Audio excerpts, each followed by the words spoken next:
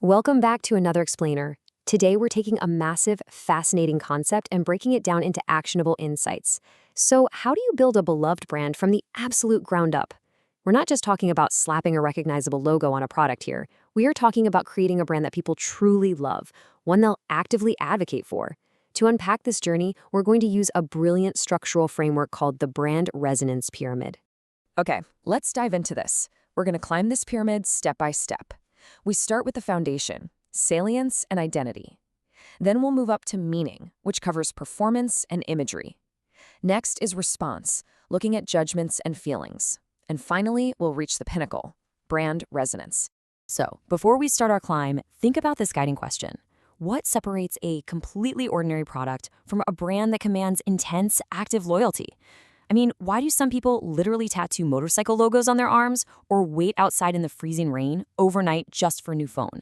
Getting to that ultimate level of loyalty, well, it isn't magic. It requires a very specific sequential journey, a set of psychological steps that absolutely cannot be skipped. Building a strong brand involves 4 non-negotiable sequential steps. First up, you have to ensure brand identification with your customers, basically linking your brand in their minds to a specific need or product class. Second, you firmly establish the totality of the brand's meaning. Third, you've got to elicit the proper customer responses to that identity and meaning.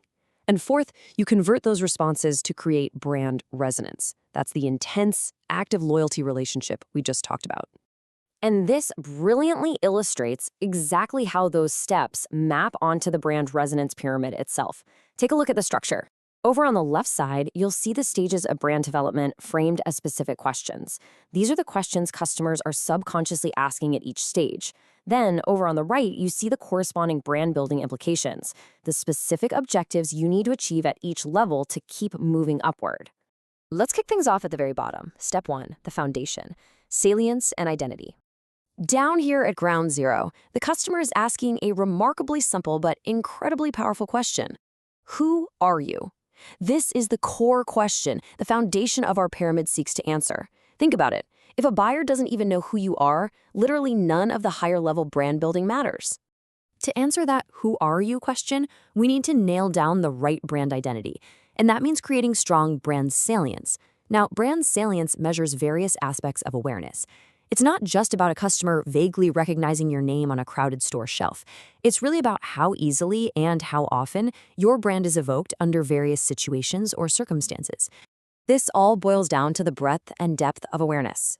The goal is linking your brand elements directly to the product category, the purchase itself, and specific consumption situations. Breadth refers to the sheer range of purchase and usage situations where your brand naturally comes to mind. By establishing this deep, broad awareness, you are giving the product a true, undeniable identity in the customer's world. Okay, let's move up. Level 2 is meaning, which involves performance and imagery. At this second stage, the customer's question evolves. They already know your identity, so now they're asking, what are you? Once customers know who you are, they desperately need to know exactly what you are and what you actually stand for. Now, what's really interesting about this structure is how the pyramid splits right down the middle. Do you see that? On the left side of this meeting block, we have brand performance, and on the right side, we have brand imagery. This beautifully represents the dual nature of branding building. You've got the rational, highly functional side on the left, and the emotional, intangible side on the right. Let's compare these two sides directly. Brand performance describes how well the product or service actually meets customers' functional needs. It's focused on objective quality, satisfying utilitarian, aesthetic, and economic needs. We're talking about primary characteristics, reliability, durability, serviceability, and, of course, price. Brand imagery, on the other hand, relies on intangible associations and values.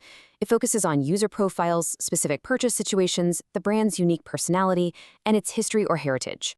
With a robust meaning established, we transition to stage 3. Response, which covers judgments and feelings. The guiding question here shifts to, what about you? This prompts us to think about how a customer actually reacts internally to the brand's meaning that we literally just built in the previous step. It's their personal, individual response to everything you've presented so far.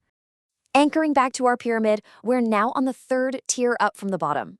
Just like the meaning level, you can clearly see that the response level splits into 2 distinct categories again. We have a logical evaluation on the left, which is brand judgments, and an emotional reaction on the right, which is brand feelings. Contrasting these responses really clarifies how customers process brands in their heads. Brand judgments are the accessible reactions in the mind. They're personal opinions based on how customers mentally assemble all those performance and imagery associations. They relate to perceived quality, credibility, consideration, and superiority. Brand feelings, conversely, are the visceral, emotional reactions in the heart. This is all about how the brand makes the customer feel.